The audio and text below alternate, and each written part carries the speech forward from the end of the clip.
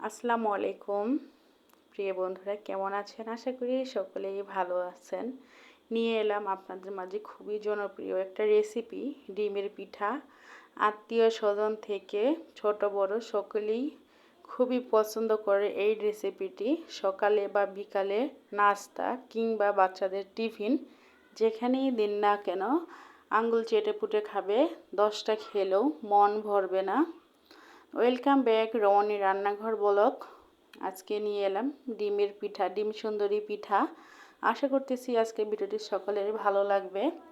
তো আমি 1.5 কাপ পরিমাণে ময়দা দিয়েছি, আর হাফ কাপ পরিমাণের গুঁড়ো দুধ দিয়েছি, আর পরিমাণ মতো লবণ দিলাম, দিয়ে আগে মিক্সড করে নিলাম। এখানে আপনারা ভাবতেছেন যে গুঁড়ো দুধ দিয়ে কি হবে, গুঁড়ো দুধ দিলে মিষ্টি মিষ্টি ভাব আসে, এই জন্য গুঁড়ো দুধটি দেওয়া, অবশ্যই দেওয়ার চেষ্টা করবেন। আর আমি দিয়ে দিলাম একটা ডিম। এটা ডিম দেওয়ার একটাই কারণ, যখন আমি সবগুলা পরোটা ভাজবো তেল ছাড়া, তখন একটা ক্রিসপি ভাব আসবে। আর রোজ রোজ তো তেল মশলা খাবার খেয়ে অদিষ্ট আমরা সকলেই, তাই আজকে নিয়ে এলাম তেল ছাড়া হেলদি ডিম সুন্দরীর পিঠা। তো আমি অল্প অল্প করে পানি দিয়ে সমস্ত মিশিয়ে নিয়ে খুব সুন্দরভাবে একটা গোলা তৈরি করে নিলাম। দেখে বুঝতে পারতেছেন একদম ঘন বা একদমই পাতলা করা যাবে না, মিডিয়াম রাখতে হবে।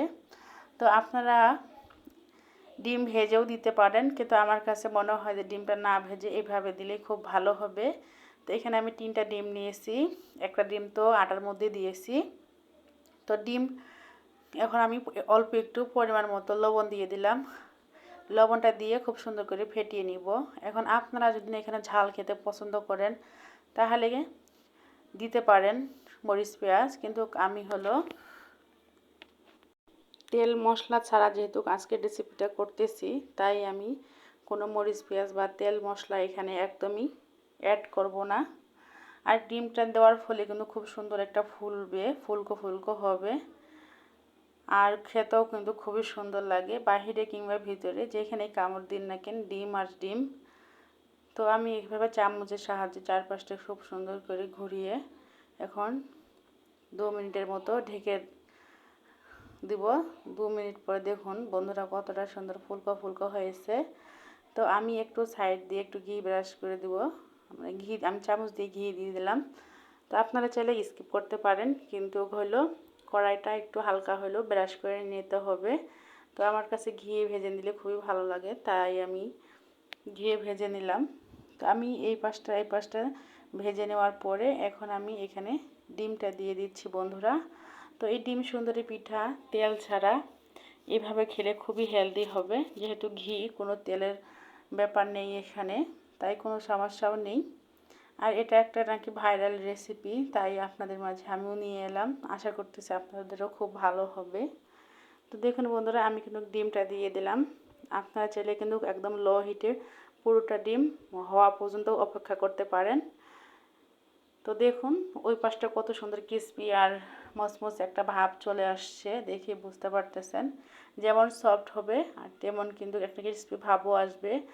দেখুন বন্ধুরা আমি আসলে হাত দিয়ে নেড়ে বুঝিয়ে দিলাম, হয়তো বা অনেকটা বোঝা যাচ্ছে না, কিন্তু খুবই সুন্দর ক্রিসপি। আমি যখন পরোটাটা উল্টিয়ে দিলাম তখনই বুঝতে পেরেছেন যে তেল ছাড়া এরকম সুন্দর ডিম সুন্দরী পিঠা হেলদি রেসিপি পিঠা না দেখলে বোঝাই যায় না। তো আমি এখন আবারও ভালো করে আটা দিয়ে পুরোটাই করে নিলাম।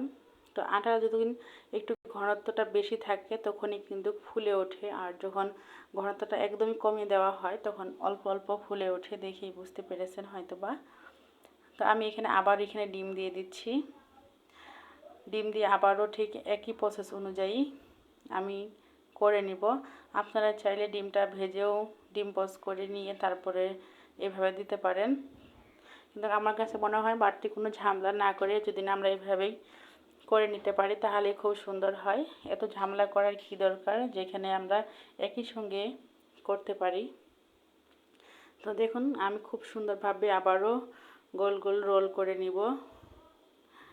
তো ভিডিওটি দেখতে দেখতে আমার প্রিয় বন্ধুরা যারা এতদূর পর্যন্ত চলে আসছেন এখন একটি লাইক কমেন্ট করেননি, অবশ্যই একটি লাইক কমেন্ট করে জানাবেন আজকের রেসিপিটি কেমন হয়েছে। আর এরকম নিত্য নতুন রেসিপি পেতে অবশ্যই আমার রমণীর রান্নাঘর ব্লগ সাবস্ক্রাইব করতে হবে। এরকম নতুন নতুন রেসিপি নিয়ে আপনাদের মাঝে হাজির হব আশা করি। তো দেখুন বন্ধুরা, খুব সুন্দরভাবে কিন্তু আমি প্রতিটা পিঠাই এভাবে উঠিয়ে নিচ্ছি। আপনারা বলতে পারেন পরোটা কিংবা ডিম পিঠা, ডিম সুন্দরী পিঠা, আপনাদের এক একজনের ভাষায় এক এক রকম বলে এটা।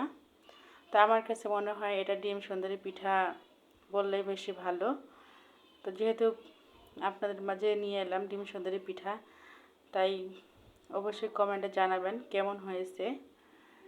খুব সুন্দরভাবে কিন্তু পারফেক্টলি একটা যেমন পাটিসাপটার ভাঁজ হয় ওরকম করে কিন্তু আমি ভাঁজ দিয়ে দিয়ে সম্পূর্ণ পিঠাগুলো করে নিচ্ছি। এই দুধ দেওয়ার ফলে খুবই সুন্দর একটা মিষ্টি মিষ্টি ভাব আসে, আপনারা খেলেই বুঝতে পারবেন। অনেক বড় বড় রেস্টুরেন্টে যখন আমরা পরোটা খাই একটা মিষ্টি মিষ্টি ভাব থাকে, সেটা কিন্তু এই পরোটাটা হলো গুঁড়ো দুধ আর অল্প পরিমাণ তারা সুগার ব্যবহার করে, তার জন্য কিন্তু মচমচে আর আপনার খুব সুন্দর মিষ্টি মিষ্টি ভাব থাকে, খেতেও ভালো লাগে। আমরা আসলে এই গোপন টিপসটা অনেকে জানি না, তো আমি কোনো রকমভাবে জেনেছি তাই আপনাদের মাঝে শেয়ার করলাম যে অল্প পরিমাণ চিনি আর গুঁড়ো দুধ দিয়ে করলে খুবই সুন্দর হয়।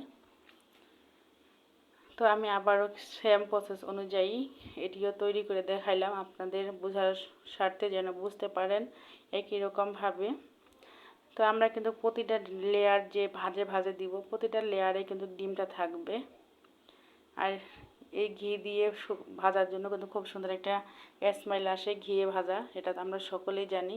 তবে আপনারা এমনিতেও করতে পারেন, আসলে আমার ঘিয়ে ভাজা খেতে ভালো লাগে তাই আমি ঘি দিয়ে খুব সুন্দরভাবে ভেজে নিচ্ছি প্রতিটা পিঠা। তো দেখুন বন্ধুরা, খুব সহজে কিন্তু হয়ে গেছে। আমার কথার মাঝে যদি কোনো ভুল ত্রুটি হয়ে থাকে অবশ্যই ক্ষমার দৃষ্টিতে দেখবেন। ছোট বোন হিসাবে আশা করতেছি আপনারা সবাই ক্ষমার দৃষ্টিতে দেখবেন। এরকম নতুন নতুন রেসিপি পেতে চাইলে অবশ্যই কমেন্টে জানাবেন। আর সবার আগে ভিডিওটি পেতে চাইলে নোটিফিকেশন চালু করে রাখতে হবে। এরকম নতুন নতুন ভিডিও নিয়ে অবশ্যই আপনাদের মাঝে হাজির হব। তো এটাতে একটু ডিমের পরিমাণটা বেশি ছিল, তার জন্য সাইডটা ফেটে বের হয়ে গেছে। আসলে এটা শেষেরটা ছিল, যতটুকু ডিম ছিল পুরোটাই দিয়ে দিয়েছিলাম এই জন্য। তো দেখুন বন্ধুরা, কতটা সুন্দর মজাদার ক্রিসপি। এই সামনের তিনটা দেখুন আমি একদম মুচমুচে করে ভেজে নিয়েছি, আর পিছনের তিনটা দেখুন একটু নর্মাল করে হালকা করে ভেজে নিয়েছি। তফাৎটা একটু দেখে বুঝতে পারবেন। এতটা সুন্দর হয়, না খেলে বুঝতে পারবেন না। আর এটা দেখুন কতটা সফট, সত্যি না খেলে আপনারা বুঝতেই পারবেন না।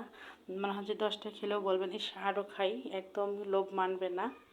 তাই দেরি না করে এখনই বানিয়ে ফেলুন। আর আজকের মতো এখানে বিদায় নিচ্ছি। আল্লাহ হাফেজ, আসসালামু আলাইকুম।